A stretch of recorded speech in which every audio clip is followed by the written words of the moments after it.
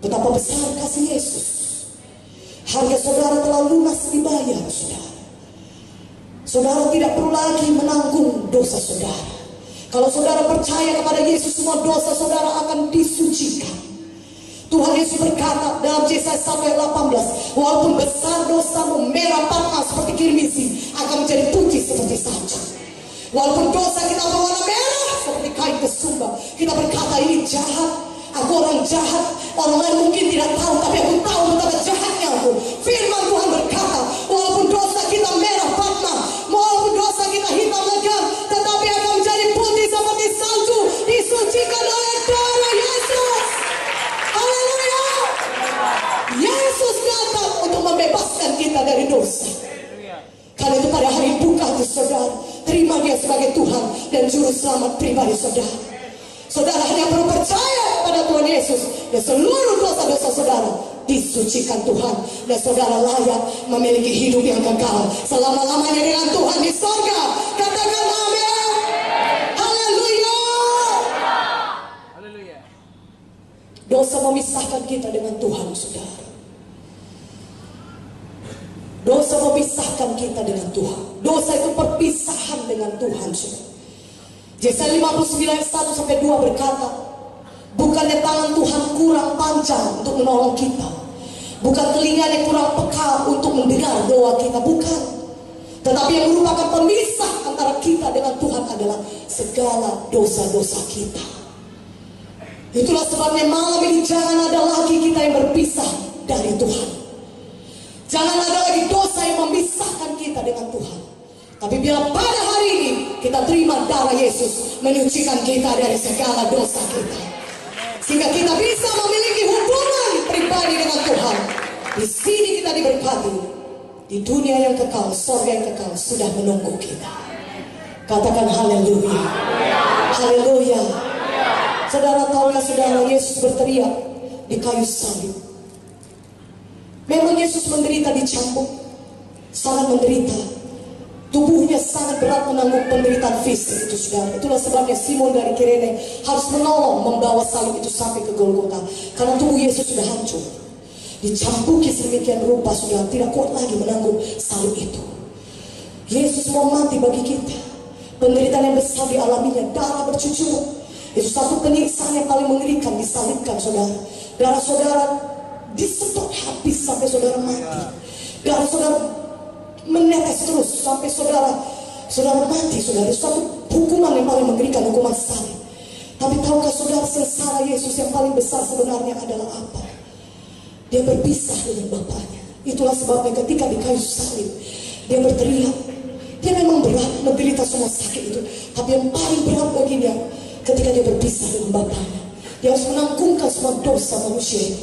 Karena itu dia berpisah, dia berteriak, Eloi, Eloi, lama sabachthani. Artinya, Allahku, Allahku, mengapa engkau meninggalkan aku? Tidak tahan hati Yesus. Dia berpisah dengan Bapaknya. Tidak pernah berpisah Yesus dengan Bapaknya. Kenapa Yesus mau menanggungkan itu? Supaya saudara dan saya tidak perlu lagi berpisah dari dia.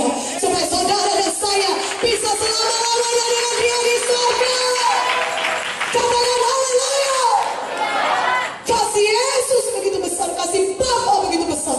Dia mengaruniakan anak yang tunggal mati bagi kita, supaya barang siapa yang percaya kepada Yesus tidak binasa, melainkan beroleh hidup yang kekal. Hari ini saudaraku, bagaimanapun besarnya dosa saudara, biarlah Yesus menyucikan semua dosa saudara dan menjadikan saudara baru, ciptaan baru di dalam Tuhan. Dan kita mulai dengan hidup yang menang bersama-sama dengan Yesus. Haleluya. Katakan haleluya. Saudaraku, 2 Petrus 1 ayat 3. Buka Alkitab saudara, dari 2 Petrus 1 ayat 3. Saya mau saudara melihat hal ini. Karena kuasa ilahinya telah menganugerahkan kepada kita segala sesuatu yang berguna untuk hidup yang saleh oleh pengenalan kita akan Dia yang telah memanggil kita oleh kuasa yang mulia dan ajaib. Haleluya. Tuhan berkata, Tuhan sudah mengaruniakan segala sesuatu yang berguna kepada kita untuk hidup yang saleh. Segala sesuatu telah disediakan Tuhan bagi saudara oleh kematian dan kebangkitan yang di kayu salib. Dia sudah menyediakan semua yang saudara butuhkan. Segala sesuatu yang berguna untuk hidup yang saleh di dunia ini, apakah itu berkat Tuhan yang melimpah, apakah itu kesehatan, kekuatan, apakah itu umur yang panjang, apakah itu kesembuhan, semuanya sudah disediakan Tuhan. Lebih kuat dong amennya. Lebih kuat amennya, katanya dong. Haleluya. Segala berkat yang saudara butuhkan sudah Tuhan sediakan. Saudara butuh kesembuhan, Tuhan Yesus menyembuh kita. Oleh pilurnya saudara sudah sembuh. Dan Tuhan berkata dia menanggung semua kutuk dosa, sehingga saudara bisa hidup berhasil di dunia ini. Tidak perlu gagal lagi. Saudara bisa hidup sukacita di dunia ini. Tidak perlu lagi tertekan oleh setan, tertekan oleh roh-roh jahat, kuasa-kuasa kegelapan.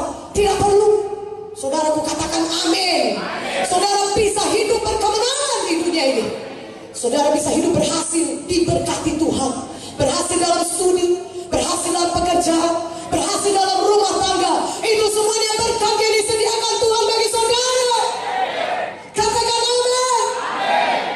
Firman Tuhan berkata dalam Yohanes 10 ayat 10, memang setan datang mencuri, membunuh dan membinasakan, tapi Yesus datang supaya saudara beroleh hidup yang kelimpahan. Di dalam Yesus hidup yang kelimpahan tersedia bagi saudara. Katakan amin. Katakan haleluya. Tuhan mau saudara menerimanya, karena dia sudah menyediakannya bagi saudara.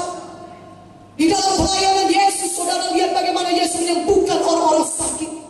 Kalau saudara lihat zaman sekarang ini, rumah sakit tidak pernah kosong. Selalu aja ada orang sakit. Dan bertambah-tambah banyak orang sakit di dunia ini, saudara. Saudara pun tahu hal itu. Tapi firman Tuhan berkata, Yesus telah menyediakan kesembuhan bagi kita. Katakan amin. Dan Tuhan mau saudara menerimanya. Bagaimana kita menerima semua berkat Tuhan yang sudah Tuhan sediakan bagi kita? Saudaraku, Tuhan mau saudara beriman.